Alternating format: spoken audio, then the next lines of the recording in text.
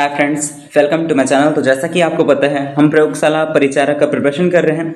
तो प्रयोगशाला परिचारक के लिए आज का जो हमारा वीडियो होने वाला है वो छत्तीसगढ़ के ऊपर है।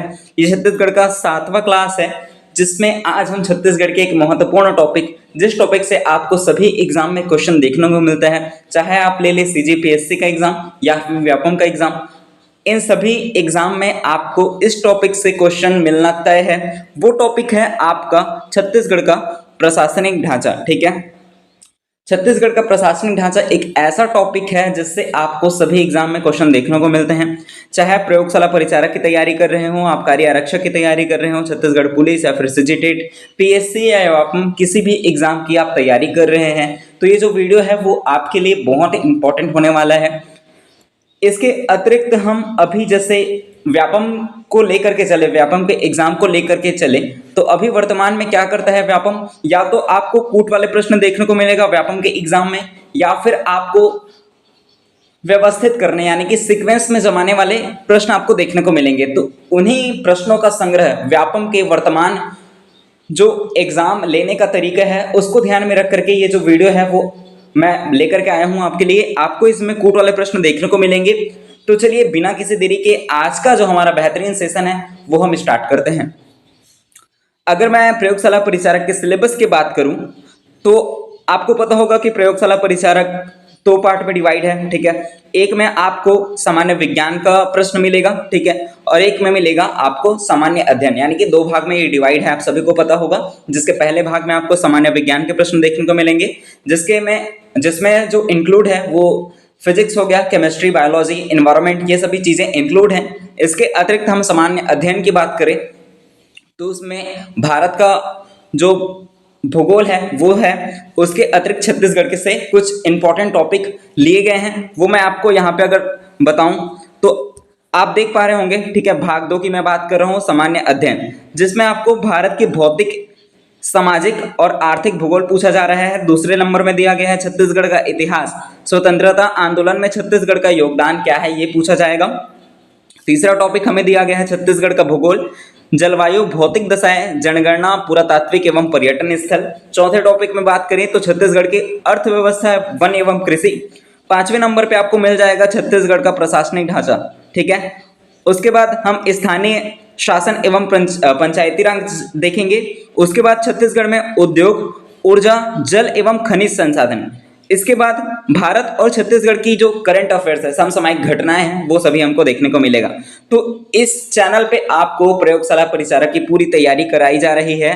अगर मैं बात करूँ साइंस के टॉपिक का, ठीक है, सिलेबस का ऑलरेडी मैंने वीडियो बना रखा है, आप देखेंगे यहाँ पे आपको फिजिक्स का मिल जाएगा। ठीक है, फिजिक्स का टॉपिक है यहाँ पे। उसके बाद आपको रसायन यानी कि केमिस्ट्री का टॉपिक मिल जाएगा। ठीक है, उसके बाद कुछ टॉपिक आपको एनवायरनमेंट के मिलेंगे, ठीक है, और बायोलॉजी के कुछ टॉपिक आपको देखने को मिलेंगे।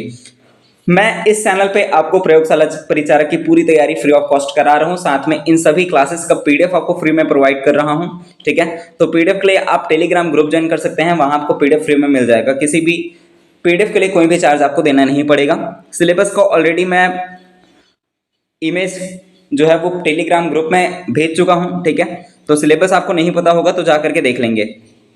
आपको पता होगा कि छत्तीसगढ़ की जनगणना, ठीक है, छत्तीसगढ़ का जो भूगोल है, और आज की वीडियो में हम छत्तीसगढ़ के प्रशासनिक ढांचा के बारे में डिस्कस करेंगे। ये सभी जो टॉपिक है वो हमारा कंप्लीट हो चुका है। आप भूगोल के बारे में देख सकते हैं, छत्तीसगढ़ का भूगोल, जनगणना, जो कि हम जनगणना में 2001 के डाटा, ठीक है, 2011 का डाटा, और इसके अतिरिक्त हम 2025 के आंकड़ों को भी शामिल किए हैं। अगर आपने जनगणना वाला वीडियो नहीं देखा है तो डिस्क्रिप्शन बॉक्स में लिंक है, जाकर के वीडियो जरूर देख लेना, या फिर आप मेरे चैनल पर विजिट कर सकते हैं, वहां आपको प्लेलिस्ट मिल जाएगा जहां से जाकर के आप सारे वीडियो को आसानी से देख पाएंगे। फिजिक्स, केमिस्ट्री, बायोलॉजी, इन सभी का क्लास ऑलरेडी अपलोडेड है। ठीक है, और छत्तीसगढ़ और भूगोल का भी, यानी कि जियोग्राफी, इंडियन जियोग्राफी का भी क्लास मैं ले चुका हूं, आप जाकर के प्लेलिस्ट में जाकर के देख सकते हैं। आज का बेहतरीन सेशन है जो कि है छत्तीसगढ़ का प्रशासनिक ढांचा। तो चलिए बिना किसी देरी के आज का जो हमारा बेहतरीन सेशन है वो हम स्टार्ट करते हैं। आपको पता होगा पिछले वीडियो में मैं क्या कर रहा था, जनगणना और प्रशासनिक ढांचा दोनों एक साथ लेकर के चल रहा था, बट जनगणना के क्वेश्चन को ही सॉल्व करने में समय लग गया। 1 घंटा से ज़्यादा जनगणना के क्वेश्चन को सॉल्व करने में लगा, इसलिए मैं सोचा कि जनगणना को एक वीडियो में रखता हूँ, प्रशासनिक ढांचा को अगले वीडियो में रखूंगा। तो जनगणना के क्वेश्चन हमने 22 क्वेश्चन जनगणना से रिलेटेड सॉल्व कर रखे हैं, ठीक है। उसके बाद क्या था हमारा 23 से हम प्रशासनिक ढांचा स्टार्ट करने वाले थे। अगर आप प्रीवियस वीडियो देखे होंगे तो आपको समझ आ गया होगा। तो हम ये जो 22 क्वेश्चन है इसको स्किप करेंगे, चूंकि जनगणना का है हमने कंप्लीट कर रखा है, ठीक है। तो हम 23 से स्टार्ट करेंगे प्रशासनिक ढांचा, ठीक है। ये सभी जो आप क्वेश्चन देख पा रहे हैं ये सभी जनगणना से रिलेटेड हैं, ठीक है। ये सभी हमने कंप्लीट करा रखा है। साथ में 2025 के भी आंकड़ों को मैं शामिल किया हूं, तो वीडियो बहुत इंपॉर्टेंट है जनगणना वाला, तो वो भी आप देख पाएंगे, ठीक है। तो मैं उस स्लाइड पे ले आता हूं जहां से हम प्रशासन स्टार्ट करेंगे। ये हमारा जनगणना का लास्ट क्वेश्चन था, 22 क्वेश्चन। लिंगानुपात के आधार पर भारत के राज्यों और संघ शासित क्षेत्रों को शामिल कर छत्तीसगढ़ राज्य का कौन सा स्थान है, ये आपसे पूछा गया था। तो इसका आंसर मैंने लिया था 5, ठीक है। किसको? राज्यों और संघ शासित क्षेत्रों को शामिल करके पूछा जा रहा है लिंगानुपात पर, तो 5वां स्थान है। अगर आपको संघ शासित क्षेत्र नहीं बोला जाता, केवल राज्यों में स्थान पूछा जाता, तो 4था स्थान होता है। ये सभी चीजें मैं आपको बता चुका हूँ, एकदम डिटेल में आपको सारी चीजें मैंने आपको बताई है। तो वीडियो बहुत इंपॉर्टेंट है, अगर आपने वो वीडियो नहीं देखा है तो डिस्क्रिप्शन बॉक्स में लिंक है, जाकर के वीडियो जरूर देख लेना। आज हम प्रशासन स्टार्ट करने वाले हैं 23। हमारा क्वेश्चन है प्रशासन की आधारभूत इकाई क्या है। तो प्रशासन की आधारभूत इकाई क्या है ये आपको बताना है। संभाग, अनुविभाग, जिला या फिर तहसील। थोड़ा फास्ट चलेंगे क्योंकि समय कम है और हमें ज्यादा क्वेश्चन कंप्लीट करना है, ठीक है। तो हम फास्ट ट्रैक पे चलेंगे। कहीं पे भी आपको डाउट होता है तो आप कमेंट करेंगे, वीडियो में कोई भी सजेशन देना हो तो आप कमेंट करेंगे, ठीक है। साथ ही साथ अपना जो आंसर है वो कमेंट करते हुए चलेंगे, जिससे आपको भी जो आंसर्स हैं, जो भी चीजें हैं वो आपको याद होती जाए, ठीक है। अपने साथ पेन और कॉपी लेकर के बैठेंगे, जितनी चीजें मैं नोट कराऊंगा वो सभी चीजें आपको नोट करनी है। चलिए हम इसका आंसर देखते हैं। छत्तीसगढ़ में जो प्रशासन की आधारभूत इकाई जो है वो हमारा जिला है। ऑप्शन जो सी है वो इसका करेक्ट आंसर होगा। आगे हम बढ़ते हैं। जैसे मैंने आपको पहले ही बताया कि व्यापम क्या करता है, या तो कूट में प्रश्न पूछेगा या तो आपको पूछेगा व्यवस्थित करने, यानी कि इसमें क्या पूछा जा रहा है देखेंगे आप। निम्न आयुक्तों को उनके पदानुक्रम में व्यवस्थित करना है, सीक्वेंस में जमाने आपको बोल रहा है। मैंने आपको पहले ही बताया कि व्यापम का ट्रेंड है क्या, सीक्वेंस में जमाना, कूट वाले प्रश्न लाना, और एक मिलता है आपको सम्मिलित करना, यानी जोड़ी बनाने वाला क्वेश्चन आपको अभी लेटेस्ट एग्जाम जो भी हो रहे हैं उनमें देखने को मिलता है, ठीक है। तो उसी को ध्यान में रख करके मैं ये जो वीडियो है वो लेकर के आया हूं। आपको यहाँ पे पूछा जा रहा है आयुक्तों को उनके पदानुक्रम में व्यवस्थित करना। कैसे व्यवस्थित करना है? हमें ऊपर से नीचे की ओर जाना है, ठीक है। तो सबसे पहले क्या आएगा? तो सबसे पहले मैं नोट कराते जा रहा हूं, आप सभी नोट करेंगे। सबसे पहले मिलेगा हमें आयुक्त, ठीक है। आयुक्त, आयुक्त के बाद नीचे मिलेगा हमें आयुक्त के बाद अपर आयुक्त, ठीक है, अपर आयुक्त। उसके बाद हमें मिलेगा अपर आयुक्त के बाद संयुक्त आयुक्त, संयुक्त आयुक्त, ठीक है। उसके बाद हमें मिलेगा उप आयुक्त। उसके बाद मिलेगा हमें सहायक आयुक्त, ठीक है। ये इसका क्रम है क्या, ऊपर से नीचे जाने में, ठीक है। यानी सबसे पहले हमें क्या मिलेगा? सबसे पहले मिलेगा हमें आयुक्त, उसके बाद अपर आयुक्त, उसके बाद संयुक्त आयुक्त, उसके बाद आपको मिलेगा उप आयुक्त, उसके बाद मिलेगा सहायक आयुक्त, ठीक है। अगर राइटिंग समझ नहीं आ रही होगी तो मैं जो बोल रहा हूं उसको आप ध्यान से सुनेंगे और नोट करते जाएंगे, ठीक है। या फिर आप इसका स्क्रीनशॉट ले लीजिए, ठीक है।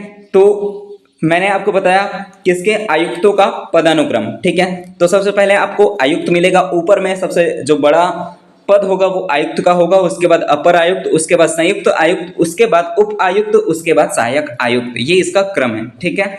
तो इसका जो करेक्ट आंसर हो जाएगा वो ऑप्शन ए हो जाएगा, ठीक है। ऑप्शन ए में कुछ मिस्टेक है वो आप ध्यान रखेंगे। जैसे इसमें आयुक्त मैंने आपको बताया, उसके बाद अपर आयुक्त, अपर आयुक्त के बाद क्या मिलेगा आपको? संयुक्त आयुक्त, ठीक है, संयुक्त आयुक्त। संयुक्त आयुक्त के बाद आपको क्या मिलेगा? पहले अपर आयुक्त, आयुक्त के बाद अपर आयुक्त, अपर आयुक्त के बाद संयुक्त आयुक्त, और संयुक्त आयुक्त के बाद आपको मिलेगा उप आयुक्त, उसके बाद आपको मिलेगा सहायक आयुक्त, ठीक है। ये इसका क्रम है, मैंने पहले ही बताया, ठीक है। आगे बढ़े। नेक्स्ट हमें क्वेश्चन दिया गया है, निम्नलिखित कथनों में से सत्य को चुनना है। जैसे मैंने आपको बताया कोर्ट में पूछता है, तो इसमें आपको सत्य कथन चुनना है, ठीक है। पहला कथन दिया गया है छत्तीसगढ़ राज्य में संचालय भवन का नाम महानदी है। दूसरा दिया गया है छत्तीसगढ़ के सचिवालय एवं मंत्रालय भवन का नाम इंद्रावती भवन है। क्या होगा इसका करेक्ट आंसर? आपको बताना है दोनों में सही क्या है। तो इन दोनों में जो है वो दोनों ही गलत हैं, ठीक है। ना तो एक सही है और ना ही दोनों ही गलत हैं, ठीक है। क्यों गलत है? क्योंकि जो सचिवालय है और जो मंत्रालय है, ठीक है, ये सचिवालय और मंत्रालय भवन का नाम क्या है? तो सचिवालय और मंत्रालय भवन का नाम है महानदी भवन, ठीक है। और इसके अपोजिट में अगर बात करूं आपको संचालय भवन, ठीक है, मैं बात करूं अगर संचालय भवन तो इससे इसका क्या नाम है? तो इसका नाम है इंद्रावती भवन, ठीक है। दोनों में अपोजिट दिया गया था, इसलिए दोनों जो चीजें हैं, दोनों जो कथन हैं वो दोनों गलत हुए, ठीक है। आपको ध्यान में रखना है सचिवालय एवं मंत्रालय भवन का नाम क्या है? महानदी भवन। और संचालय भवन का नाम क्या है? तो इंद्रावती भवन, ठीक है। दोनों अलग अलग चीजें हैं। महानदी भवन में कौन बैठेगा? सचिव और मंत्री लोग बैठेंगे। वहीं इंद्रावती भवन में अधिकारी लोग बैठेंगे, जैसे आईएएस वगैरह हो गए वो, ठीक है। इतनी चीजें आपको ध्यान में रखनी है। इसके अतिरिक्त जो इंपॉर्टेंट चीज है, महानदी भवन क्या करता है? तो जो महानदी भवन है वो नीति का निर्माण करता है, ठीक है, नीति का निर्माण करेगा। और जो इंद्रावती भवन है वो उसको क्रियान्वित करेगा, ठीक है। क्रियान्वित करने का काम कौन करता है? संचालय यानी कि इंद्रावती भवन। और महानदी भवन नीति का निर्माण करता है, ठीक है। महानदी भवन को क्या बोला जाता है? सचिवालय एवं मंत्रालय भवन। इतनी चीजें आपको ध्यान में रखनी है, ठीक है। ये दोनों पूछा जा चुका है एग्जाम में, महानदी भवन किसका नाम है, इंद्रावती भवन किसका नाम है, तो दोनों चीजें आपको ध्यान में रखनी है। बेहतरीन क्लास होने वाला है। मैं नए अपडेट जो आए हैं 2025 के आंकड़ों के अनुसार भी मैं इसमें अपडेट करूंगा, तो वीडियो तक एंड तक बने रहना वीडियो में। अगर वीडियो आपको यूजफुल लगे तो वीडियो को लाइक करना, ठीक है। आगे हम बढ़ते हैं। हमारा नेक्स्ट क्वेश्चन क्या दिया गया है? निम्नलिखित में से कौन सा कथन सत्य है पूछा जा रहा है। कौन सा कथन इनमें सत्य है? पहला कथन हमें दिया गया है छत्तीसगढ़ राज्य में शासन का सर्वोच्च कार्यकाल सचिवालय होता है। दूसरा दिया गया है सचिवालय एवं मंत्रालय का कार्य नीति का निर्माण करना। तीसरा दिया गया है संचालय का प्रमुख कार्य नीति का क्रियान्वयन करना। क्या होगा इसका करेक्ट आंसर? मैंने अभी ही बताया क्या कि जो महानदी भवन है, महानदी भवन को ही सचिवालय एवं मंत्रालय भवन बोलते हैं, मैंने अभी बताया, ठीक है। सचिवालय एवं मंत्रालय भवन को क्या बोलते हैं? महानदी भवन। और जो संचालय भवन है इसे बोलते हैं इंद्रावती भवन, मैंने अभी ही बताया, ठीक है। और मैंने क्या बताया कि महानदी भवन जो है वो क्या करते हैं? नीति का निर्माण करता है। और जो संचालय भवन है यानी कि इंद्रावती जो भवन है वो क्या करता है? नीति का क्रियान्वयन करता है, ठीक है। तो ये दोनों चीजें जो है वो एकदम करेक्ट हो गए, ठीक है। पहला पॉइंट क्या दिया गया है? छत्तीसगढ़ राज्य में शासन का सर्वोच्च कार्यालय क्या होता है? सचिवालय होता है। एकदम करेक्ट आंसर है। सचिवालय में कौन बैठते हैं? मंत्री लोग बैठते हैं और सचिव बैठता है, ठीक है।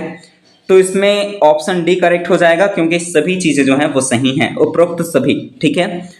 आगे बढ़ते हैं। नेक्स्ट हमें क्वेश्चन दिया गया है निम्न कथनों में से कौन सा कथन सत्य है? पहला दिया गया है राज्य प्रशासन का निदेशालय एक कार्यकारी अभिकरण है। दूसरा कथन दिया गया है छत्तीसगढ़ राज्य में मंत्रिमंडल के कार्य को सचिवालय एवं निदेशालय दोनों में संपन्न करते हैं।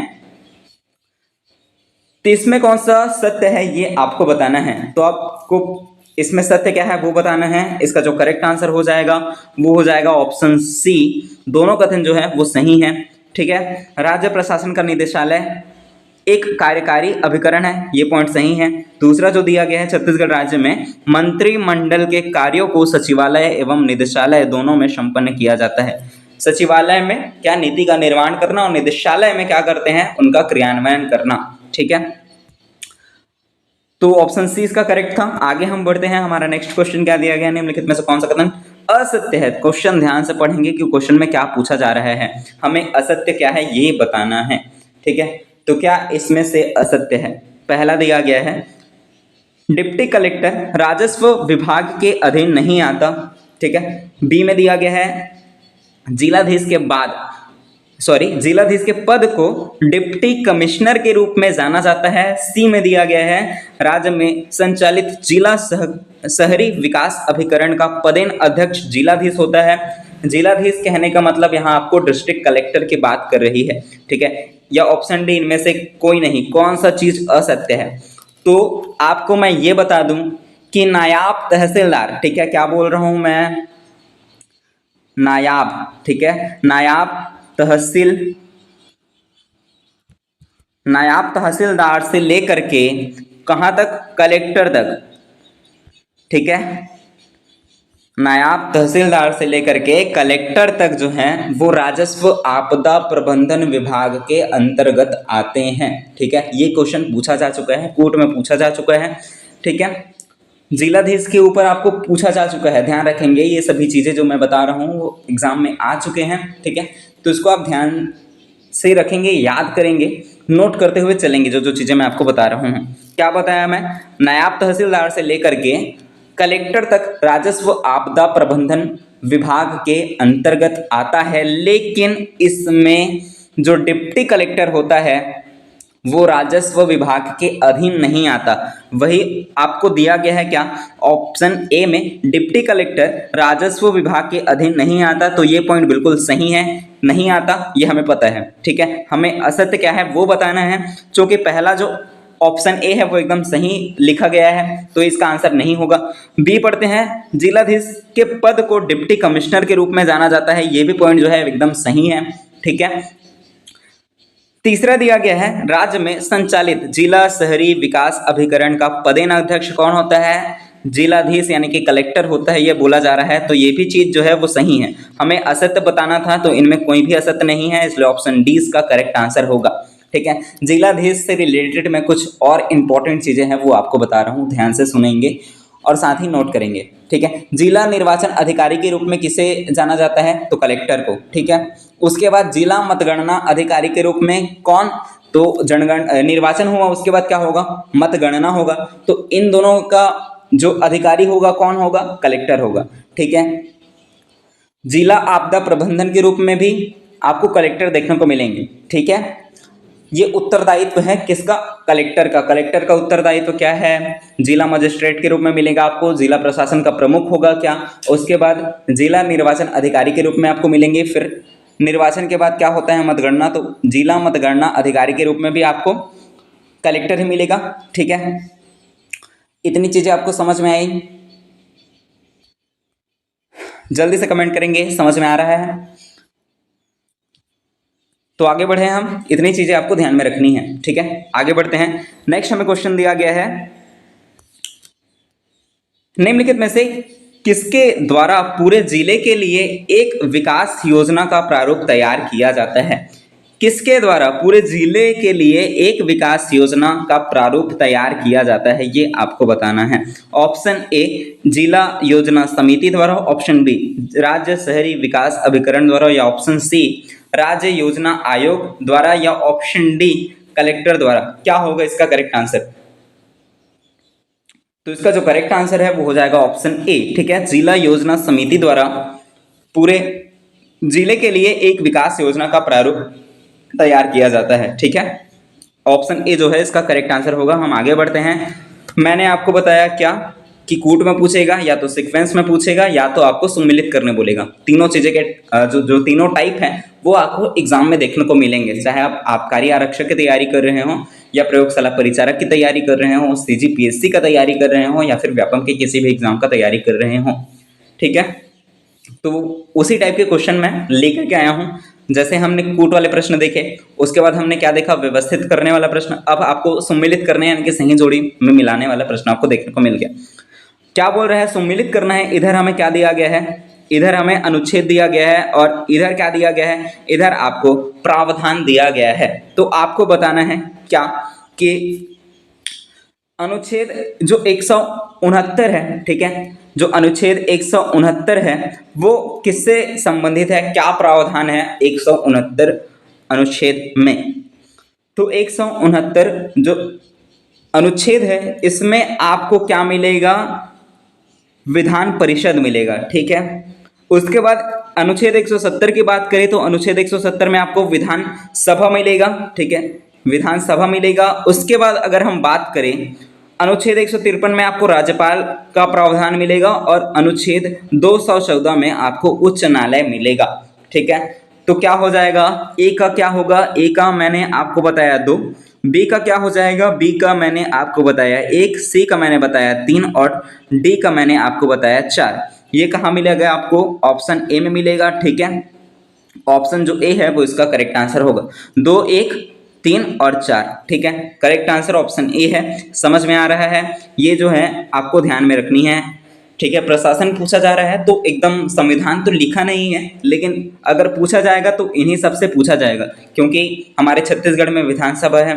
ठीक है, विधान परिषद तो नहीं है, लेकिन आपको पूछा जा सकता है कि इसका अनुच्छेद कहाँ से कहाँ तक होता है। तो विधानसभा, विधान परिषद, राज्यपाल होता है हमारे छत्तीसगढ़ राज्य में। ठीक है, उच्च न्यायालय है, हमें ये भी पता है। तो ये सभी चीजें आपको ध्यान में रखनी है। आगे बढ़े, नेक्स्ट हमें क्वेश्चन क्या दिया गया है, ध्यान से देखेंगे।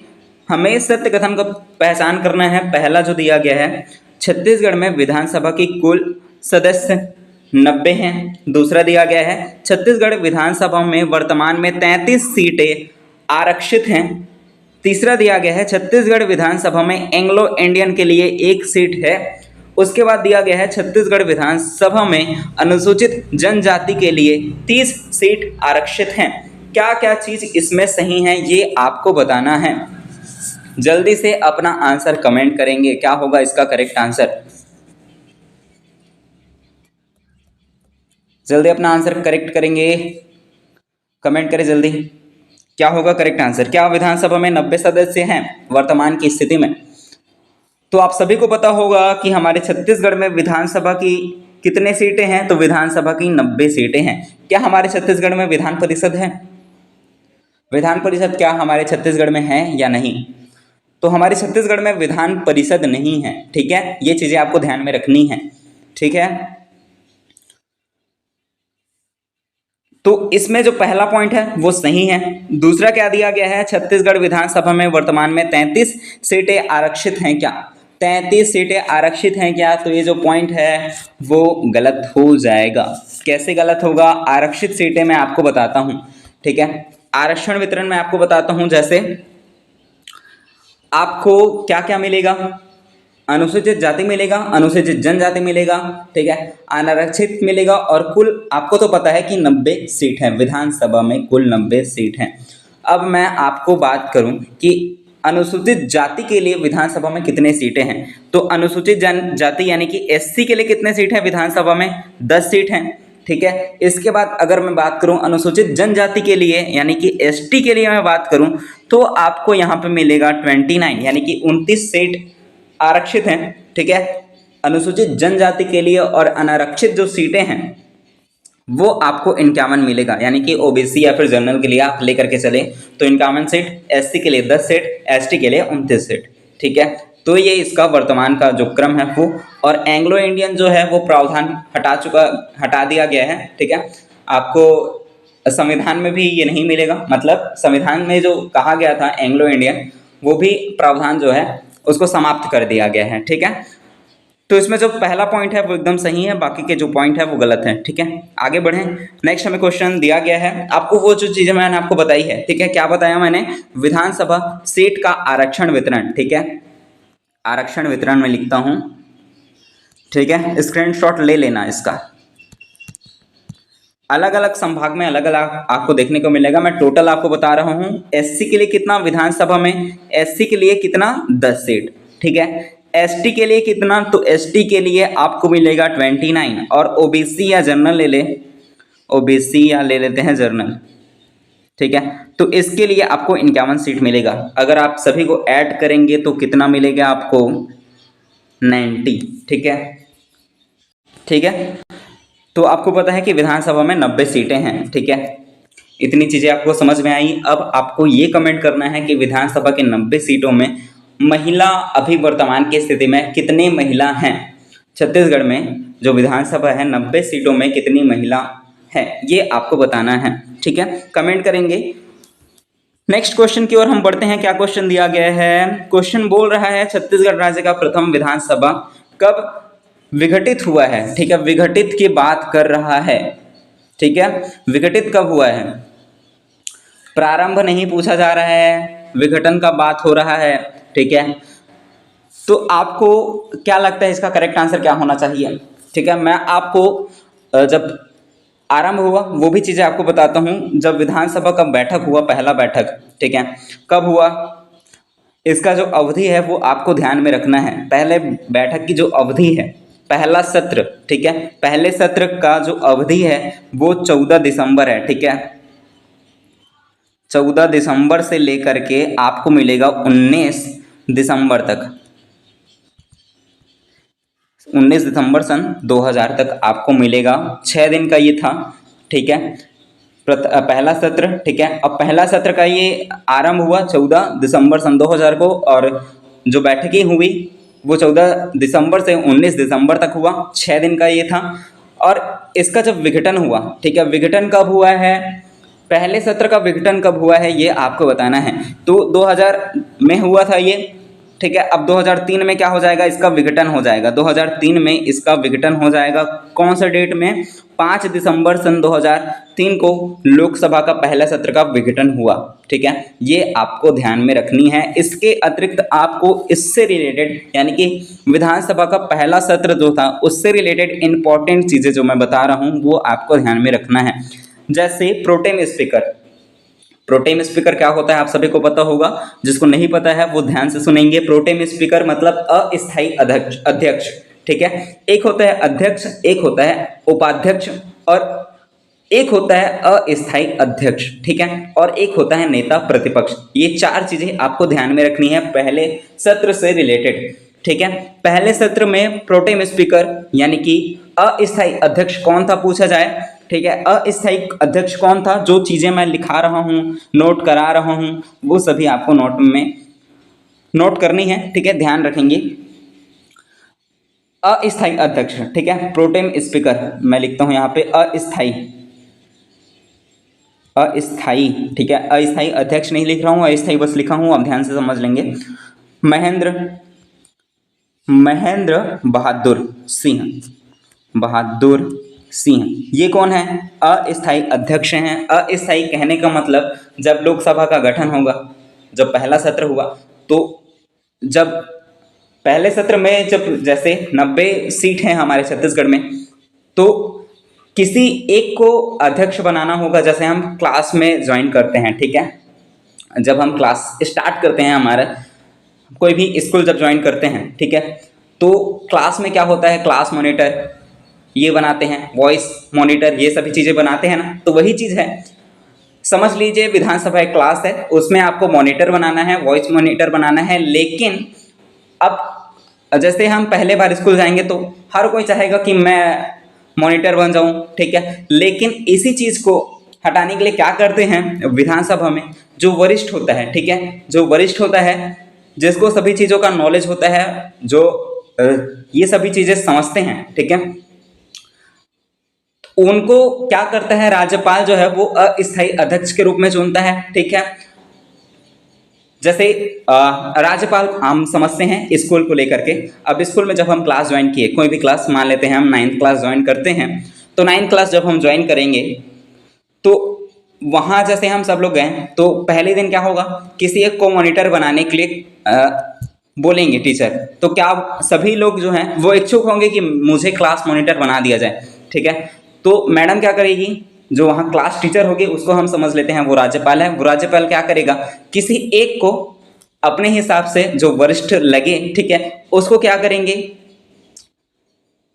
वॉइस मॉनिटर, या पहले क्या बनाएगा, मॉनिटर, लेकिन वो स्थायी नहीं होगा, अस्थायी रूप में, ठीक है। पहले ही दिन में एकदम स्थायी चीज़ें नहीं बनाते हैं, तो वो अस्थायी के रूप में बनाएंगे, ठीक है। उसके बाद जब क्लासेस और लगेगी, ठीक है, तो क्या करते हैं टीचर, उसके बाद आकलन करके वॉइस मॉनिटर ये सभी चीज़ें बनाते हैं, ठीक है। तो जो अस्थायी अध्यक्ष है वही आपको यहाँ पे मैं समझाना चाह रहा हूँ। जो राज्यपाल है वो वरिष्ठ किसी एक को क्या करेगा, अस्थायी अध्यक्ष के रूप में चुनेगा, ठीक है। अब वो अस्थायी अध्यक्ष जब बना तो वो क्या करेगा, उसका कार्यकाल कितना रहेगा, जब तक अध्यक्ष ना बन जाए। और अध्यक्ष कब बनेगा, अध्यक्ष बनेगा निर्वाचन से, विधानसभा में जो भी लोग हैं उनके निर्वाचन के बाद अध्यक्ष चुना जाएगा, ठीक है। समझ में आ रहा है जो चीज़ें मैं समझाने की कोशिश कर रहा हूँ। कहीं पे भी डाउट हो तो आप कमेंट कर सकते हैं, कमेंट बॉक्स आपके लिए ही है। कहीं पे भी डाउट हो या कोई भी चीज़ें आपको समझ में नहीं आ रही हो तो आप बेशक कमेंट कर सकते हैं, मैं आपके कमेंट का जरूर रिप्लाई करूंगा। ठीक है, तो इतनी चीजें समझ में आई। अस्थायी अध्यक्ष को ही बोलते हैं प्रोटेम स्पीकर। ठीक है, अस्थायी अध्यक्ष क्या करेगा, लोकसभा में जितने भी सदस्य गए हैं उनका क्या करेगा, शपथ दिलाएगा। ठीक है, उसके बाद निर्वाचन होगा और अध्यक्ष चुना जाएगा। अब अध्यक्ष चुन गया, अब अध्यक्ष का कार्यकाल आ गया, अध्यक्ष बन चुका है, तो अस्थायी जो अध्यक्ष था उसका कार्यकाल जो है वो समाप्त हो जाएगा। अस्थायी अध्यक्ष का जो कार्यकाल होता है वो केवल और केवल अध्यक्ष के बनने तक ही होता है। ये चीजें आपको ध्यान में रखनी है। तो मैंने आपको बताया छत्तीसगढ़ का जब विधानसभा बना, पहला सत्र जो आया उसमें अस्थायी अध्यक्ष जो था वो पहला अध्यक्ष कौन था, प्रथम प्रोटेम स्पीकर कौन था, वो महेंद्र बहादुर सिंह था। ठीक है, और हम बात करें अब ये प्रोटेम स्पीकर, अब वो अध्यक्ष बनाएगा निर्वाचन के दौरान। ठीक है, अब निर्वाचन हुआ, अब अध्यक्ष बनेगा। तो पहले अध्यक्ष, ठीक है, हम फर्स्ट की बात कर रहे हैं, तो पहले अध्यक्ष कौन बने हैं, राजेंद्र प्रसाद शुक्ल। ठीक है, राजेंद्र प्रसाद शुक्ल। ठीक है, ये है आपके अध्यक्ष। अस्थायी अध्यक्ष और अध्यक्ष में आपको डिफरेंस समझ में आ गया। ठीक है, तो पहले अस्थायी अध्यक्ष कौन थे, महेंद्र बहादुर सिंह, और पहले अध्यक्ष कौन है, तो राजेंद्र प्रसाद शुक्ल। अब आपको बनाना है क्या, उपाध्यक्ष और एक नेता प्रतिपक्ष। जैसे नेता प्रतिपक्ष कौन होगा, वो विपक्षी दल के पार्टी से होगा। ठीक है, जैसे बीजेपी और कांग्रेस लेते हैं, तो बीजेपी की सत्ता ज्यादा है तो अध्यक्ष वो बन गया। ठीक है, अब उसके बाद अब आप जो कांग्रेस लेंगे, ठीक है, जो नेता प्रतिपक्ष है वो दूसरे दल का होना चाहिए। बीजेपी का ही नेता प्रतिपक्ष नहीं बनेगा, कांग्रेस का बनेगा नेता प्रतिपक्ष। ठीक है, तो दोनों अलग अलग चीजें हैं। ठीक है, तो नेता प्रतिपक्ष कौन बनाया गया, पहला, तो पहला नेता प्रतिपक्ष बनाया गया है नंद कुमार साय को, और पहले जो विधानसभा के उपाध्यक्ष थे वो बनवारी लाल अग्रवाल थे। तो चार चीजें मैंने आपको बताई, एक अस्थायी अध्यक्ष, दूसरा बताया मैंने अध्यक्ष, तीसरा बताया मैंने आपको उपाध्यक्ष, और चौथा बताया मैंने नेता प्रतिपक्ष। इतनी चीजें आपको समझ में आई होगी। ठीक है, अस्थायी अध्यक्ष के बारे में मैंने आपको क्या बताया, नाम क्या बताया, पहले जो अस्थायी अध्यक्ष थे वो महेंद्र बहादुर सिंह थे। ठीक है, दूसरे नंबर में आपको क्या बताया मैंने कि पहले जो अध्यक्ष बने, अस्थायी अध्यक्ष हमने देखा महेंद्र बहादुर सिंह, लेकिन पहले अध्यक्ष की बात करें तो राजेंद्र प्रसाद शुक्ल है। ठीक है, और पहले उपाध्यक्ष की बात करें तो बनवारी लाल अग्रवाल, और नेता प्रतिपक्ष पहले जो बने वो नंद कुमार साय बने। इतनी चीजें आपको ध्यान में रखनी है। ठीक है, आगे बढ़ूं मैं। नेक्स्ट हमें क्वेश्चन दिया गया है, नेक्स्ट हमें क्वेश्चन क्या बोल रहा है, छत्तीसगढ़ राज्य के प्रथम विधानसभा के पदाधिकारी के संबंध में सम्मिलित करना है। वही चीज यहाँ पे आपको सम्मिलित करने बोल रहा है। मैंने आपको बताया क्या प्रोटेम स्पीकर कौन था, तो प्रोटेम स्पीकर यानी कि अस्थायी अध्यक्ष महेंद्र बहादुर सिंह। प्रथम स्पीकर, स्पीकर कहने का मतलब अध्यक्ष, प्रोटेम स्पीकर कहने का मतलब है अस्थायी अध्यक्ष। तो पहले अध्यक्ष मैंने आपको बताया क्या, राजेंद्र प्रसाद शुक्ल। पहले, उसके बाद पहले डिप्टी स्पीकर, डिप्टी स्पीकर मतलब कि उपाध्यक्ष की बात कर रहा है, तो उपाध्यक्ष कौन बना, बनवारी लाल अग्रवाल बना। और उसके बाद नेता प्रतिपक्ष क्या बताया मैंने, नेता प्रतिपक्ष में आपको नंद कुमार साय बताया। ठीक है, तो ए का 4 आपको कहाँ पे दिया गया है, पहले नंबर पे 4 केवल और केवल ऑप्शन बी में दिया गया है। ऑप्शन जो बी है वो इसका करेक्ट आंसर होगा। इतनी चीजें आई होप कि आपको समझ में आ रही होंगी। अगर आपको समझ में आया, अगर आपको लग रहा है कि वीडियो यूजफुल है तो इस वीडियो को लाइक करेंगे, कमेंट करेंगे कि वीडियो कैसा लग रहा है। ठीक है, साथ ही इस चैनल को सब्सक्राइब करेंगे ऐसे ही और वीडियो पाने के लिए। इसका पीडीएफ आपको टेलीग्राम ग्रुप में मिल जाएगा, तो जितने चीजें मैं बता रहा हूँ उसको ध्यान से सुनेंगे। ठीक है, जो अलग से मैं चीजें बताऊंगा उसी को केवल नोट करेंगे या फिर स्क्रीनशॉट लेकर के रखेंगे। ठीक है, आगे बढ़े हम। नेक्स्ट हमें क्वेश्चन दिया गया है, प्रोटेम स्पीकर के संबंध में निम्न कथनों में से कौन सा असत्य है, मतलब सत्य है पूछा जा रहा है। ठीक है, क्वेश्चन ध्यान से पढ़ेंगे। सत्य की बात कर रहा है किसके संदर्भ में, प्रोटेम स्पीकर यानी कि अस्थायी अध्यक्ष के संबंध में हमें कौन सा कथन सत्य है ये आपको बताना है। मैंने आपको बताया कि नियुक्ति कौन करता है इसकी। ठीक है, नियुक्ति कौन करेगा, राज्यपाल। मैंने क्लास के दौरान जैसे क्लास का एग्जाम्पल लेकर के बताया, क्लास में हम जाएंगे, हमने किसको राज्यपाल बनाया था, टीचर को, हमारे क्लास के टीचर को, तो वही समझ लीजिए। ठीक है, राज्यपाल क्या करेगा, नियुक्ति करेगा किसका, अस्थायी अध्यक्ष का। ठीक है, तो ये जो पहला पॉइंट है वो एकदम करेक्ट है। दूसरा दिया गया है इसकी नियुक्ति सदन में वरिष्ठता के आधार पर होगी। ठीक है, ये चीजें मैंने आपको पहले ही बताई कि वरिष्ठ जो है वो बनाया जाएगा। ठीक है, तो ये भी जो पॉइंट है वो सही है। तीसरा दिया गया है, यह स्पीकर के निर्वाचन को संपन्न करता है, यानी कि अध्यक्ष के निर्वाचन को संपन्न करता है। यही चीजें मैंने आपको बताई है। ठीक है, तो आपको ज्यादा कंफ्यूजन नहीं लग रहा होगा, क्लियर समझ में आ रहा होगा। ठीक है, जो जो चीजें मैंने पहले ही बताई वो भी चीजें आपको देखने को मिल रहा है। उसके बाद दिया गया है, वह नवनिर्वाचित विधान सभा सदस्यों को क्या दिलाता है? शपथ दिलाता है। ये भी चीजें मैंने आपको बताई। अस्थायी अध्यक्ष क्या कराता है? अस्थायी अध्यक्ष की नियुक्ति राज्यपाल द्वारा होता है। ये कैसे नियुक्ति करता है? किसको नियुक्त करता है? जो सदन में वरिष्ठता हो। ठीक है, सदन में वरिष्ठ हो उसको बोलते हैं, उसको ना, जो सदन में वरिष्ठ होगा उसको राज्यपाल जो है वो क्या करेगा? प्रोटेम स्पीकर के रूप में चुनेगा। ठीक है, उसकी नियुक्ति करेगा। और जो अस्थायी अध्यक्ष है वो क्या करता है? अध्यक्ष का निर्वाचन करता है, स्पीकर का निर्वाचन संपन्न करता है, और वही जो है वो सदस्यों को शपथ दिलाता है। ठीक है, विधानसभा के जितने भी सदस्य होंगे उसी को वो शपथ दिलाएगा, साथ ही साथ निर्वाचन करवाएगा। किसका? अध्यक्ष और उपाध्यक्ष का। इतनी चीजें आपको समझ में आई, और ये तो समझ आ गया है कि इसका कार्यकाल कितना होता है अस्थायी अध्यक्ष का, जब तक अध्यक्ष ना बन जाए। अध्यक्ष बन गया तो इसका कार्यकाल जो है वो समाप्त हो जाएगा। ठीक है, आगे बढ़ें। नेक्स्ट हमें क्वेश्चन दिया गया है, तो इसमें जो सभी पॉइंट है वो सही है। ऑप्शन जो डी है वो इसका करेक्ट आंसर होगा। ठीक है, आगे हम बढ़ते हैं। हमारा नेक्स्ट क्वेश्चन क्या दिया गया है? छत्तीसगढ़ में 5वीं विधानसभा के लिए किन्हें प्रोटेम स्पीकर चुना गया है? अभी क्या चल रहा है? ये क्वेश्चन थोड़ा ओल्ड हो चुका है। ये बोल रहा है 5वीं विधानसभा। ठीक है, लेकिन वर्तमान में क्या चल रहा है? 6वां विधानसभा। वर्तमान की स्थिति में जो 6वां सत्र है वो चल रहा है। ठीक है, आप सभी को पता होगा विधानसभा का जो सत्र अभी चल रहा है वो 6वां सत्र है। 6वां विधानसभा अभी चल रहा है। कब से? 2023 के बाद से अभी तक जो चल रहा है। आपको पता होगा कि 5 साल का कार्यकाल रहता है। ठीक है, तो 2023 से लेकर के 5 साल तक क्या रहेगा? अभी 6वां सत्र चलेगा विधानसभा का। ठीक है, इसमें 5वां पूछा गया है, तो 5वां भी बता देता हूँ, साथ में मैं 6वां भी बता दूंगा। ठीक है, 5वां में क्या बोल रहा है? Pro tem speaker. ठीक है, प्रोटेम स्पीकर कहने का मतलब है अस्थायी अध्यक्ष। ठीक है, अस्थायी अध्यक्ष 5वें नंबर में कौन होगा? तो 5वें नंबर में आपको मिलेगा राम पुकार। ठीक है, 5वें नंबर पे जो थे राम पुकार मिलेंगे, लेकिन अभी ये नहीं पूछा जाएगा आपको। ठीक है, आपको पूछा जाएगा 6वां। ठीक है, 6वां पूछा जाएगा कि 6वां विधानसभा के लिए किन्हें प्रोटेम स्पीकर चुना गया है। तो 6वां विधानसभा के लिए किन्हें प्रोटेम स्पीकर चुना गया है?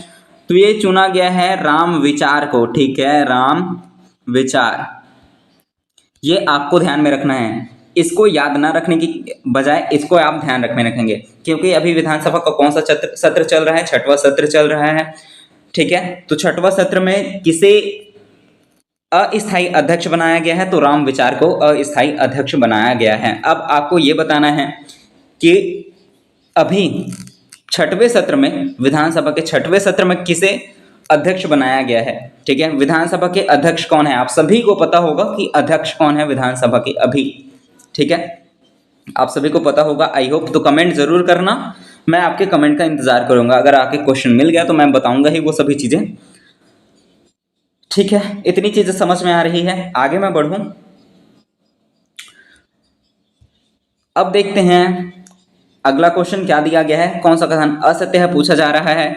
ठीक है, असत्य इनमें कौन सा है ये आपको बताना है। पहला दिया गया है, राज्य विधायिका में सदन का संचालन करने एवं अनुशासन बनाए रखने जैसे महत्वपूर्ण कार्यों का संपादन विधानसभा अध्यक्ष द्वारा किया जाता है। तो ये जो पॉइंट है वो एकदम करेक्ट है। ठीक है, उसके बाद दिया गया है, विधानसभा के सदस्य अपने सदस्यों के बीच ही विधानसभा अध्यक्ष का चयन करते हैं। विधानसभा के जो सदस्य हैं, जैसे मैंने आपको पहले ही बताया एग्जाम्पल के जरिए, हमने क्लास ज्वाइन किया। ठीक है, 9th क्लास में हम गए, तो हम में जैसे हम मान लेते हैं कि 50 स्टूडेंट हैं, तो हम में से ही कोई एक बनेगा ना अध्यक्ष।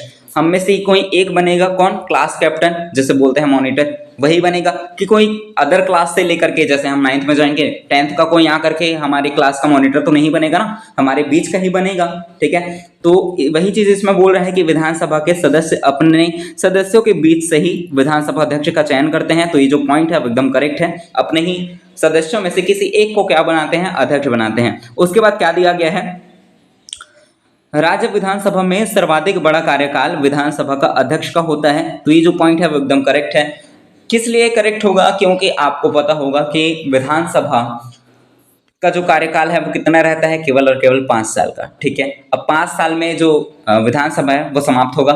ठीक है, अब विधानसभा समाप्त हुई, उसके बाद नया सत्र फिर से स्टार्ट होगा, तो नया सत्र में फिर से अध्यक्ष बनेगा।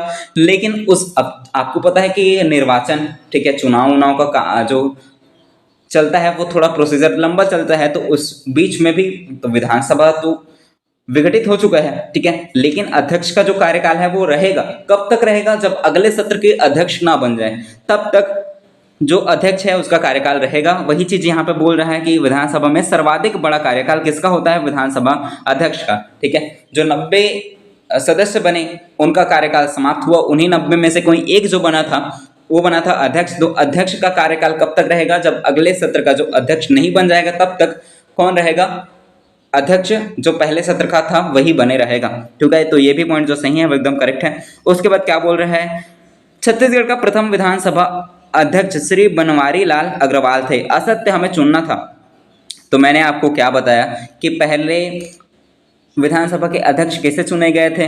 तो विधानसभा के अध्यक्ष मैंने आपको बताया कि राजेंद्र प्रसाद शुक्ल विधानसभा के पहले अध्यक्ष थे, राजेंद्र प्रसाद शुक्ल। तो इसमें क्या बोल रहा है, बनवारी लाल दिया गया है, जो कि ऑप्शन गलत हो जाएगा। हमें पता है कि राजेंद्र प्रसाद शुक्ल जो है वो पहले विधानसभा के अध्यक्ष थे, इसलिए जो ऑप्शन डी है वो इसका करेक्ट आंसर होगा। हमें असत्य चुनना था, तो जो ऑप्शन डी है वो गलत है।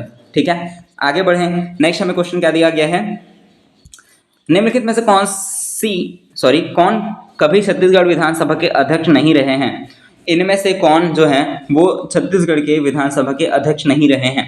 ठीक है, तो आपको क्रम भी पूछा जा सकता है, विधानसभा के अध्यक्षों का क्रम पूछा जा सकता है। आपको पता है कि व्यापम क्या करता है, सीक्वेंस जमाने को बोलता है। तो हम देख लेते हैं कि अध्यक्ष का क्रम क्या है। आपको 6 लोगों का नाम याद रखना है बस। ठीक है, क्योंकि 6वां सत्र अभी चल रहा है। पहले सत्र का तो मैंने आपको पहले ही बता दिया कि राजेंद्र प्रसाद शुक्ल जो है वो पहले सत्र के विधानसभा अध्यक्ष रहे हैं, यानी कि पहले अध्यक्ष कौन थे, राजेंद्र प्रसाद शुक्ल। तो आपको पहला नाम तो पता चल गया, राजेंद्र प्रसाद शुक्ल। दूसरे नंबर पे कौन मिलेगा आपको, दूसरे नंबर पर मिलेगा आपको प्रेम प्रकाश पांडे। ठीक है, जो चीजें मैं आपको बता रहा हूँ वो आप ध्यान से सुनेंगे। पहला क्या बताया मैंने, राजेंद्र प्रसाद शुक्ल। दूसरा मैंने आपको बताया प्रेम प्रकाश पांडे। तीसरा मैंने बताया धर्मलाल कौशिक। उसके बाद चौथे नंबर पे आपको याद रखना है गौरी शंकर अग्रवाल। 5वें नंबर पे आपको याद रखना है चरण दास महंत। और 6वें नंबर पे आपको याद रखना है रमन सिंह। ठीक है, क्योंकि अभी वर्तमान के लोकसभा के जो अध्यक्ष विधानसभा के जो अध्यक्ष हैं वो कौन है, रमन सिंह हैं। ठीक है, विधानसभा के अध्यक्ष कौन है वर्तमान में, रमन सिंह। समझ में आ रहा है। मैंने कितने लोगों का नाम बताया आपको, 6 लोगों का। ठीक है, वो 6 लोगों का आपको नाम याद रखना है। ठीक है, क्योंकि क्रम में पूछा जा सकता है। पहले नंबर पे राजेंद्र प्रसाद शुक्ल, दूसरे नंबर पे प्रेम प्रकाश पांडे, तीसरे नंबर पे बताया मैंने धर्मलाल कौशिक, चौथे नंबर पे बताया मैंने गौरी शंकर अग्रवाल, 5वें नंबर पे बताया मैंने चरण दास महंत, और 6वें को तो आपको पता होगा कि रमन सिंह जो है वो अभी हमारे विधानसभा के अध्यक्ष हैं। ठीक है, तो इसमें से कौन नहीं है पूछा जा रहा है, विधानसभा के अध्यक्ष अभी तक कौन नहीं है। तो मैंने धर्मलाल कौशिक बताया कि ये हैं। उसके बाद मैंने बताया प्रेम प्रकाश पांडे, गौरी शंकर अग्रवाल, ये चीज़ें मैंने आपको बताई। लेकिन नारायण चंदेल का नाम मैंने नहीं बताया, तो नारायण चंदेल जो है वो इसका करेक्ट आंसर होगा। ये जो है वो अभी तक विधानसभा के अध्यक्ष नहीं रहे हैं। ठीक है, आगे बढ़ूँ मैं।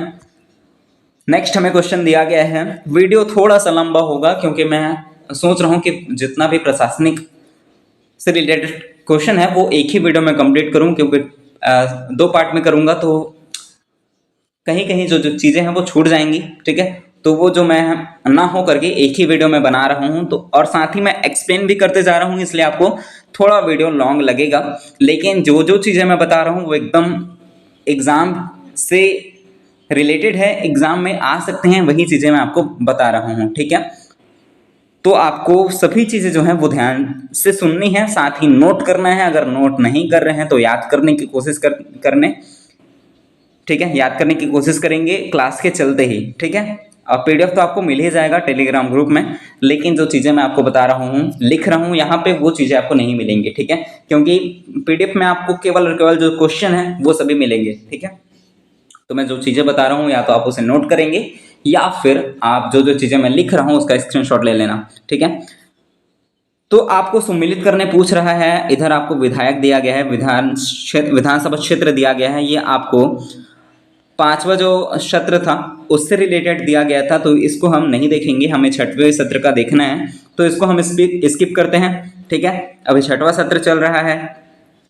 तो मैंने आपको विधानसभा में कितने सीटें हैं ये बताया, विधानसभा में 90 सीटें हैं, ठीक है, ये मैंने आपको बताया। हमारे छत्तीसगढ़ में विधान परिषद नहीं है, केवल और केवल विधान सभा है, ठीक है, जिसमें 90 सीट हैं। 90 सीट में मैंने आपको क्या क्या बताया कि 90 सीट में जो एससी के लिए कितने सीट हैं, आपको ये कमेंट करना है ना, जिससे आपको याद हो कि विधानसभा में एससी के लिए कितने सीटें हैं, एसटी के लिए कितने सीटें हैं, ओबीसी जनरल के लिए कितने सीटें हैं, ये आपको कमेंट में लिख करके कमेंट करना है, ठीक है, जिससे आपको भी याद हो चुके हैं।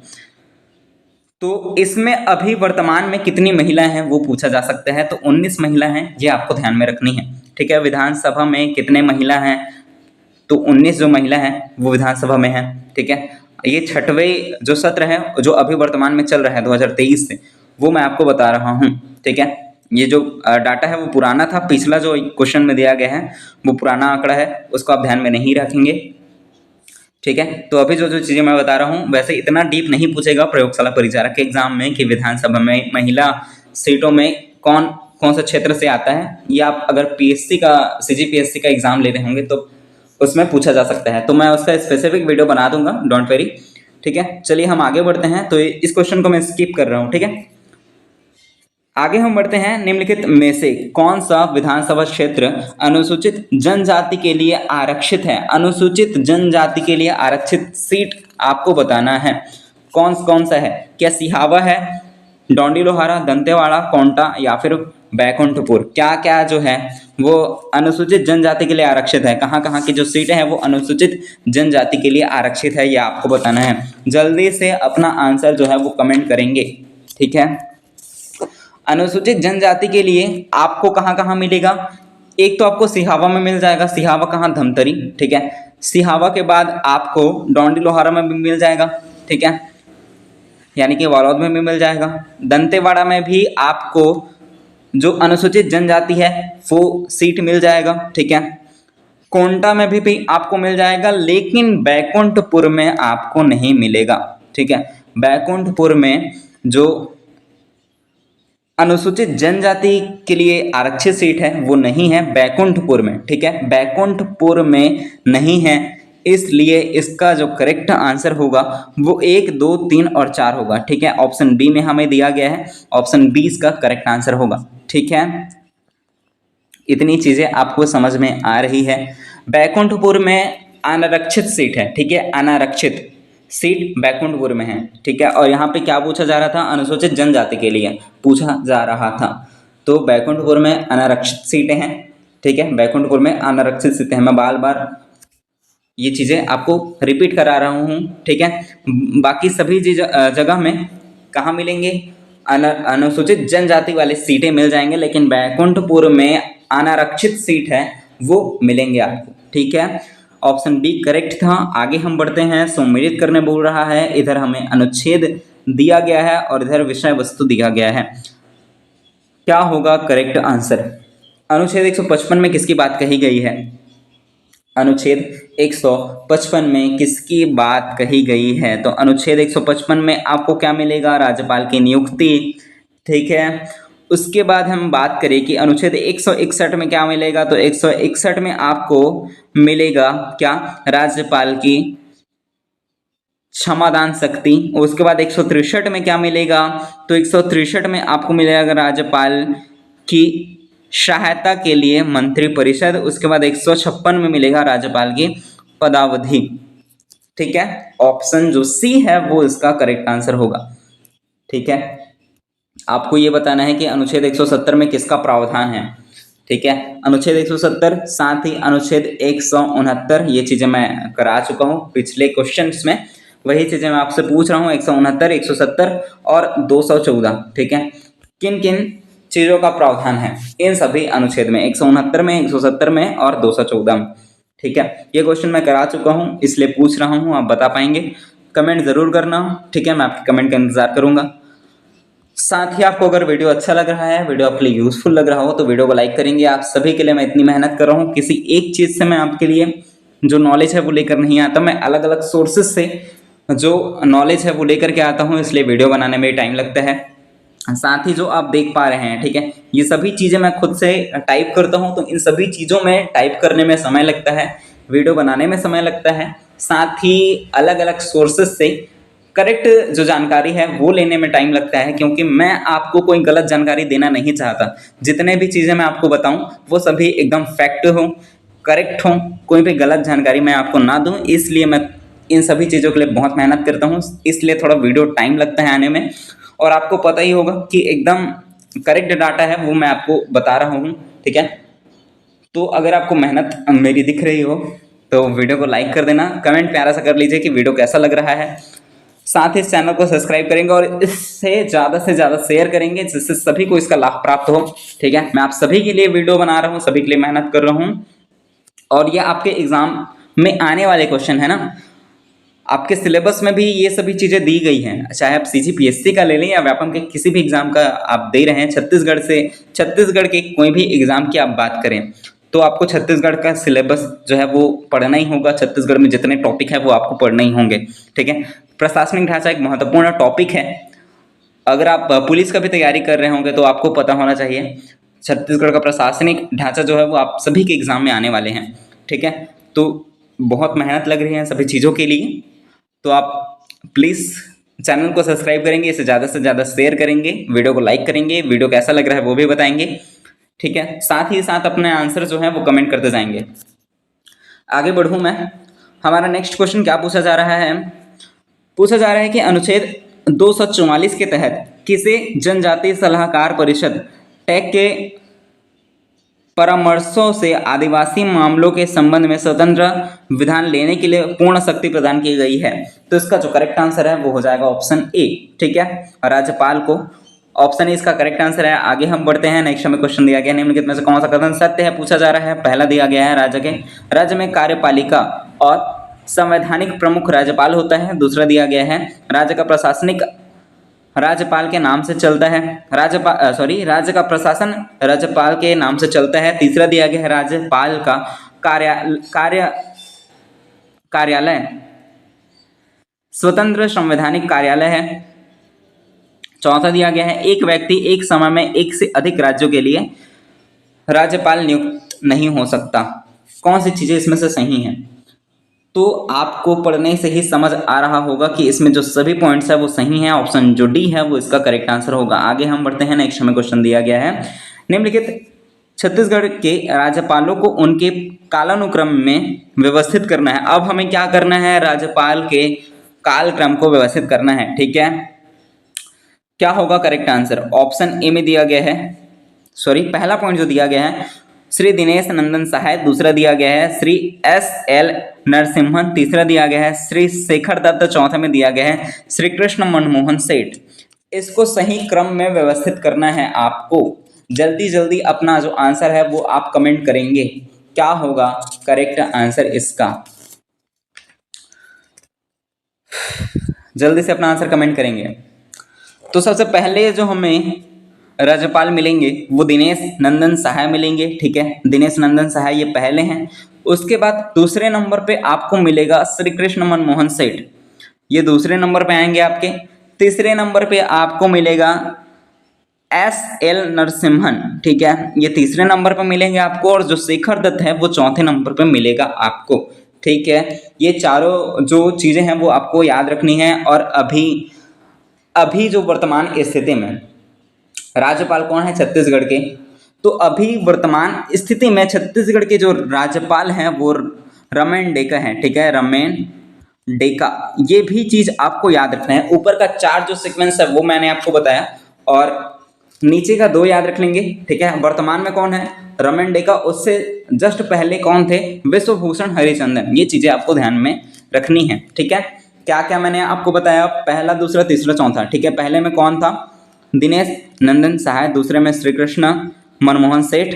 तीसरे नंबर में बताया मैंने नरसिम्हन, और चौथा नंबर पर बताया शेखर दत्त। ये 4 सीक्वेंस ऊपर का याद रखना है, नीचे का 2 सीक्वेंस आपको याद रखना है, ठीक है। नीचे में सबसे यानी कि सबसे वर्तमान में कौन याद रखना है आपको? रमन डेका, ठीक है। नीचे में आपको याद रखना है रमन डेका, ठीक है, रमन डेका। इसके जस्ट पहले कौन थे? तो विश्वभूषण हरिचंदन। अगर पूछा जाएगा सीक्वेंस में ऊपर के 4 को पूछेगा, ठीक है, और वर्तमान में पूछा जा सकता है। ऊपर के 4 सीक्वेंस में पूछा जाएगा या फिर वर्तमान में कौन है ये पूछा जाएगा, ठीक है। तो इतनी चीजें आपको ध्यान में रखनी है। ऊपर का जो 4 मैंने आपको अभी बताया, ये चारों को याद रखना है। वर्तमान में कौन याद रखना है, ठीक है। इससे पहले तो आपको पता होगा विश्वभूषण हरिचंदन जो थे वो पहले थे, इससे पहले जस्ट रमन डेका से पहले, ठीक है। वर्तमान में रमन डेका है, ये चीज़ आपको याद रखना है। ये करंट अफेयर्स के दृष्टिकोण से बहुत इंपॉर्टेंट हो जाता है कि वर्तमान में राज्यपाल कौन है, ये पूछा जा सकता है। छत्तीसगढ़ के वर्तमान राज्यपाल कौन है? तो रमन डेका है, ठीक है। मैंने पहले ही बोला कि मैं नवीन जो आंकड़े हैं उन सभी को इंक्लूड करूंगा, तो वीडियो बहुत इंपॉर्टेंट होने वाला है ना।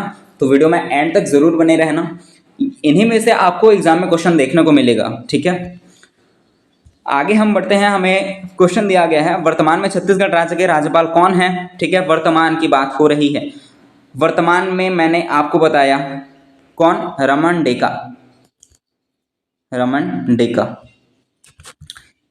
ठीक है। तो रमन डेका जो है वो वर्तमान में है, ये करेक्ट होगा। ऑप्शन ई ऐड कर लेना, ये रमन डेका है, ठीक है। रमन डेका है। इससे पहले कौन थे? विश्वभूषण हरिचंदन थे, ठीक है। तो रमन डेका आपको याद रखना है, ठीक है। ऑप्शन में नहीं दिया गया था इसलिए ऑप्शन ई मैंने बना दिया, रमन डेका। रमन डेका एकदम इसका जो है वो करेक्ट आंसर होगा, रमन डेका। वर्तमान के छत्तीसगढ़ के राज्यपाल, ध्यान में रखना है, ठीक है। फिर से सम्मिलित करने बोल रहा है। क्या दिया गया है? इधर आपको मंत्री दिया गया है, इधर उसका विभाग दिया गया है, ठीक है। ये भी पुराना डाटा है तो इसको ध्यान में नहीं रखना है, स्किप करते हैं इस क्वेश्चन को, ठीक है। अगर मैं इसका नवीन आंकड़ा बताऊं, ठीक है, तो विधानसभा से पूछ रहा है। विधानसभा से पूछा जा रहा है कि कौन कौन सा चीज जो है वो कौन से विभाग में है, ठीक है। कौन व्यक्ति कौन से विभाग में है, कौन व्यक्ति जो है कौन सा मंत्री है, ये पूछा जा रहा है। तो ये जो अभी चीज दिया गया है, ठीक है, इस क्वेश्चन में ये पुराना आंकड़ा है तो इसको आप कट करेंगे, ठीक है, इसको स्किप करेंगे। मैं नवीन चीज़ों को भी आपको बताऊंगा कि कौन सा मंत्री कौन से विभाग में है। थोड़ा सा चीज़ मैं जो बता देता हूँ, एक जो है हमारे जो मुख्यमंत्री हैं, ठीक है, विष्णुदेव साय जो हैं, उन्हें कौन सा विभाग दिया गया है? तो इंपॉर्टेंट है शिक्षा विभाग। शिक्षा विभाग अभी किसके पास है? तो हमारे मुख्यमंत्री विष्णुदेव साय के पास है शिक्षा विभाग, ठीक है। ये आपको ध्यान में रखनी है। उसके अतिरिक्त मैं और कुछ चीज़ें बताऊं, ठीक है, तो आप ध्यान से सुनेंगे, नोट करेंगे जो जो चीज़ें मैं आपको बता रहा हूं। विष्णुदेव साय के बारे में मैंने आपको बताया कौन कौन से। शिक्षा एकदम इसका करेक्ट आंसर है, ठीक है। शिक्षा का विभाग किसके पास है? अभी विष्णुदेव साय के पास। इसके अतिरिक्त सामान्य प्रशासन, खनिज संसाधन, ऊर्जा, वाणिज्य कर, परिवहन, ये सभी चीज़ें जो हैं वो विष्णुदेव साय के पास हैं, ठीक है। और अगर राम विचार की बात करूं, ठीक है, राम विचार जो है उसकी बात करूं तो ये कृषि विकास एवं किसान कल्याण के रूप में है, ठीक है। एक आपको महिला याद रखनी है, ठीक है। महिला कौन? श्रीमती लक्ष्मी रजवाड़े। महिला आपको याद रखना है, केवल और केवल एक महिला। अगर पूछा जाएगा महिला में से कौन सी मंत्री है, ठीक है, जिसके पास कौन सा विभाग है, ये पूछा जा सकता है, महिला में पूछा जा सकता है, तो एक ही याद रखना है, लक्ष्मी रजवाड़े। मंत्री जो हैं वो कौन से विधानसभा क्षेत्र से आते हैं? भटगांव विधानसभा क्षेत्र से आते हैं। और इसके पास कौन सा विभाग है? तो महिला बाल विकास जो है वो इनके पास विभाग है, ठीक है। एक ही चीज़ मैंने महिला में याद रखने को कहा आपसे, कौन? लक्ष्मी रजवाड़े। कौन से विधानसभा क्षेत्र? भटगांव विधानसभा क्षेत्र। क्या विभाग है इसके पास? महिला एवं बाल विकास तथा समाज कल्याण विभाग। अगर पूछेगा महिला से तो केवल एक ही पूछेगा, ठीक है, क्योंकि अभी विधानसभा में 90 सीट हैं, आपको पता है, ठीक है। और 90 सीटों में 19 महिला हैं, और 19 महिला को आपको याद नहीं रखना है, केवल और केवल एक महिला को याद रखना है, ठीक है, श्रीमती लक्ष्मी रजवाड़े। ये मंत्री हैं हमारे, कौन से मंत्री, कौन सा विभाग है इनके पास, तो महिला एवं बाल विकास विभाग। इतनी चीज़ें आपको ध्यान में रखनी है। और एक मुख्यमंत्री का मैंने आपको बताया, विष्णुदेव साय का पूछा जाएगा तो शिक्षा ही पूछा जाएगा। शिक्षा का विभाग जो है वो किसके पास है, मुख्यमंत्री जो हमारे विष्णुदेव साय हैं। अब ये पूछा जा सकता है कि जो मुख्यमंत्री हैं वो कौन से विधानसभा क्षेत्र से आते हैं, तो आपको याद रखना है कुनकुरी विधानसभा क्षेत्र, कुनकुरी विधानसभा क्षेत्र। ठीक है, अब आपको ये बताना है कि कुनकुरी कहाँ पड़ता है, ये आपको कमेंट करना है। ठीक है, तो मैंने आपको नवीन आंकड़े बताए हैं, वो सभी चीज़ें आपको ध्यान में रखनी है। जो पुराना डाटा है वो स्किप करते हैं हम, आगे बढ़ते हैं। नेक्स्ट हमें क्वेश्चन दिया गया है। अब ये हो गया जो पुलिस की तैयारी कर रहे हैं उनके लिए इंपॉर्टेंट चीज़। ठीक है, जो पुलिस की तैयारी कर रहे हैं उनको ये पता होना चाहिए। ठीक है, बहुत इंपॉर्टेंट चीज़ है। पुलिस के जो विभाग हैं वो कहाँ हैं ये पूछा जा सकता है। जैसे काउंटर टेररिज्म जंगल, ये कहाँ है ये पूछा जा सकता है। काउंटर टेररिज्म जंगल ये कहाँ है। पुलिस की तैयारी जितने लोग भी कर रहे हैं, आबकारी आरक्षक हो गया, पुलिस के सीजे, पुलिस की जो तैयारी कर रहे हैं उनको ये तो याद होना ही चाहिए। ठीक है, तो काउंटर टेररिज्म जंगल ये कहाँ है, तो ये है आपके, मिलेगा ये सिंगार घाट कांकेर में मिलेगा। ठीक है, 1 का 3 हो गया। पुलिस प्रशिक्षण विद्यालय, तो पुलिस प्रशिक्षण जो विद्यालय है ये कहाँ है पूछा जाए तो पुलिस प्रशिक्षण विद्यालय राजनांदगांव में है। आर्म्स पुलिस का मुख्यालय कहाँ है पूछा जाता है, तो आर्म्स पुलिस का मुख्यालय कहाँ है, भिलाई में। सुभाष चंद्र बोस पुलिस प्रशिक्षण अकादमी कहाँ है, चंदखोरी। ठीक है, ये आपको ध्यान में रखना है, इतनी चीज़ें आपको ध्यान में रखनी है। ठीक है, क्या होगा इसका करेक्ट आंसर, ऑप्शन बी हो जाएगा। पुलिस की तैयारी कर रहे हैं जो तैयारी, उनको तो ये चीज़ें याद होनी ही चाहिए। ठीक है, तो इसको एकदम अच्छे से नोट करके रखेंगे। ठीक है, आगे मैं बढ़ूं। नेक्स्ट हमें क्वेश्चन दिया गया है, छत्तीसगढ़ राज्य के उच्च न्यायालय के वर्तमान मुख्य न्यायाधीश रमेश सिन्हा कौन से क्रम के मुख्य न्यायाधीश हैं, ये पूछा जा रहा है। छत्तीसगढ़ राज्य के उच्च न्यायालय के वर्तमान मुख्य न्यायाधीश रमेश सिन्हा कौन से क्रम के मुख्य न्यायाधीश हैं। ठीक है, क्या हो जाएगा करेक्ट आंसर, तो इसका जो करेक्ट आंसर है वो हो जाएगा ऑप्शन डी। ठीक है, 15वां। आगे बढ़ें, नेक्स्ट हमें क्वेश्चन दिया गया है, ठाकुर प्यारेलाल पंचायत एवं ग्रामीण विकास संस्थान कहाँ है। ठाकुर प्यारेलाल पंचायत एवं ग्रामीण विकास संस्थान कहाँ है, आपसे पूछा जा रहा है। तो इसका जो करेक्ट आंसर होगा वो हो जाएगा ऑप्शन डी, निमोरा रायपुर में है ठाकुर प्यारेलाल पंचायत एवं ग्रामीण विकास संस्थान। ठीक है, आगे बढ़ते हैं। सम्मिलित करने बोल रहा है फिर से, आपको इधर आयोग या बोर्ड का नाम दिया गया है, इसका स्थापना वर्ष इधर दिया गया है। छत्तीसगढ़ राज्य मानवाधिकार आयोग कब हुई इसकी स्थापना, तो इसकी स्थापना जो है वो हुआ है 16 अप्रैल सन 2001 को। राज्य पर्यटन मंडल, इसका स्थापना कब हुआ है, तो राज्य पर्यटन मंडल की जो स्थापना है वो 18 जनवरी सन 2002 को हुआ है। उसके बाद छत्तीसगढ़ राज्य निर्वाचन आयोग का गठन आपसे पूछा जा रहा है 28 सितंबर सन 2002 को। राज्य लोक सेवा आयोग को आपको मिलेगा 23 मई सन 2001 को। ठीक है, ऑप्शन जो डी है वो इसका जो है करेक्ट आंसर होगा। ठीक है, आगे बढ़ते हैं हम। नेक्स्ट हमें क्वेश्चन दिया गया है, राज्य में हाफ बिजली बिल योजना के तहत कितने यूनिट बिजली खपत पर आधे बिजली की राशि की छूट दी जा रही है, तो इसका जो करेक्ट आंसर है वो हो जाएगा ऑप्शन डी। ठीक है, 400 यूनिट। आगे बढ़ते हैं, नेक्स्ट हमें क्वेश्चन दिया गया है, निम्न में से कौन सा कथन मुख्यमंत्री के संबंध में सही है। मुख्यमंत्री के संबंध में कौन सा कथन जो है वो सही है।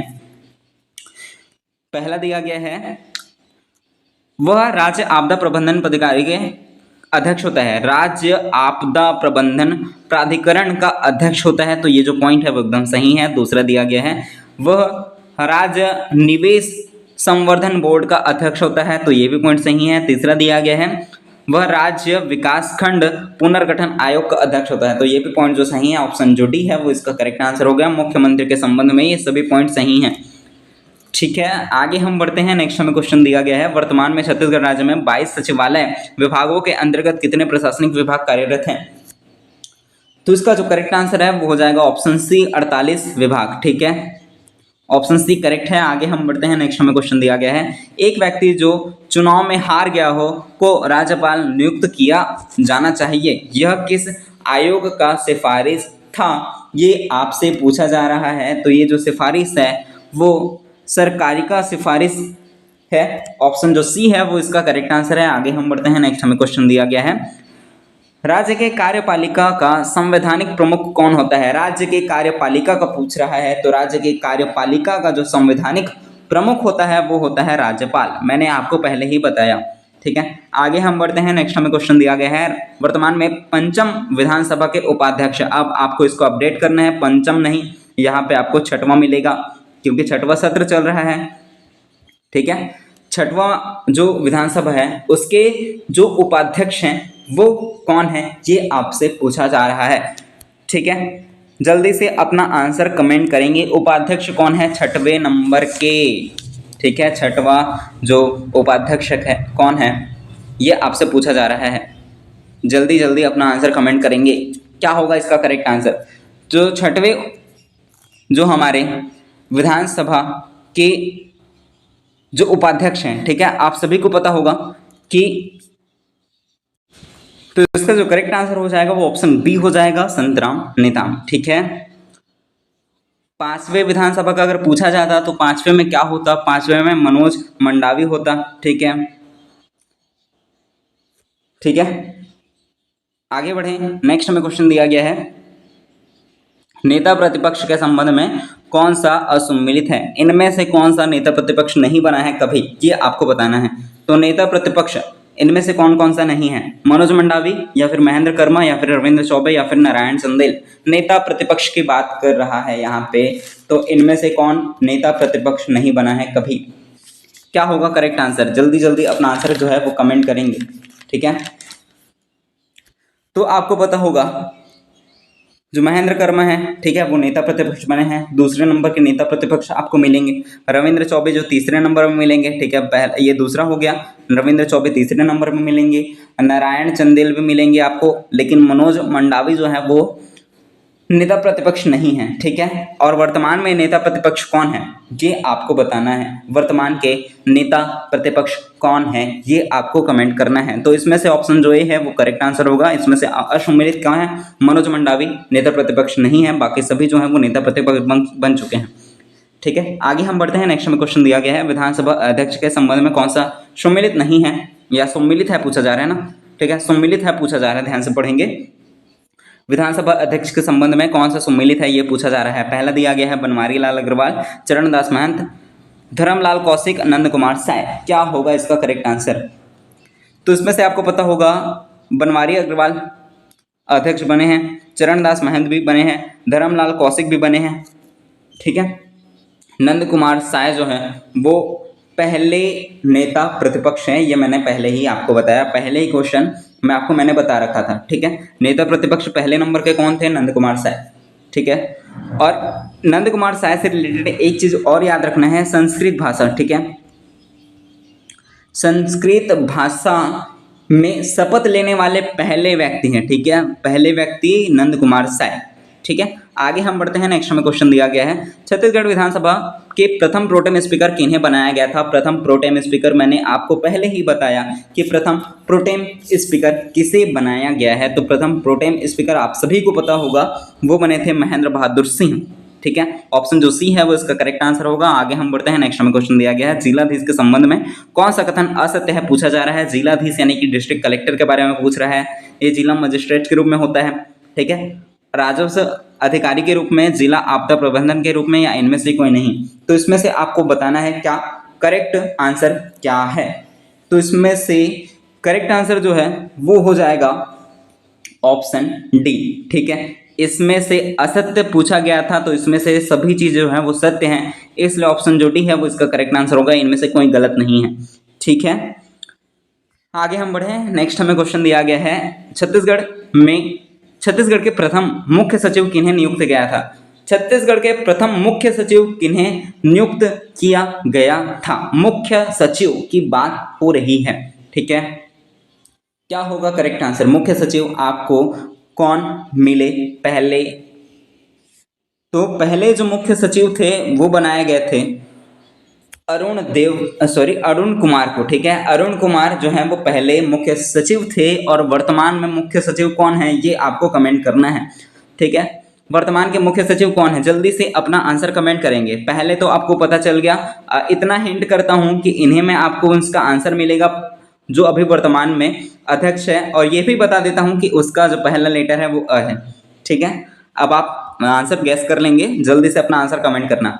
ठीक है, आगे हम बढ़ते हैं। नेक्स्ट हमें क्वेश्चन दिया गया है, राज्य में सर्वोच्च प्रशासनिक पदाधिकारी कौन होता है। राज्य की प्रशासनिक पदाधिकारी की बात हो रही है। अगर आप एडीओ का क्वेश्चन पेपर देखेंगे तो ये क्वेश्चन आया है, जस्ट लेटेस्ट एडीओ का एग्जाम जो हुआ है। ठीक है, प्रशासनिक अधिकारी कौन है इनमें से, मुख्यमंत्री का सचिव, मुख्यमंत्री का सचिव 2 बार दे दिया है क्या यार, सॉरी, मुख्यमंत्री का सचिव या मंत्रिमंडल का सचिव या फिर मुख्य सचिव या फिर उपरोक्त सभी, कौन सा होगा करेक्ट आंसर। तो इसका जो करेक्ट आंसर है वो हो जाएगा ऑप्शन नंबर सी। ठीक है, मुख्य सचिव। आगे बढ़े, प्रशासनिक सचिव की बात कर रहा है। ठीक है, तो ऑप्शन जो सी है वो इसका एकदम करेक्ट आंसर है। आगे हम बढ़ते हैं, हमारा नेक्स्ट क्वेश्चन हमें दिया गया है। क्वेश्चन क्या बोल रहा है, राज्य में उच्च शिक्षा विभाग का विभागाध्यक्ष कौन होता है। उच्च शिक्षा विभाग का, उच्च शिक्षा विभाग के अध्यक्ष कौन होंगे, आयुक्त होंगे।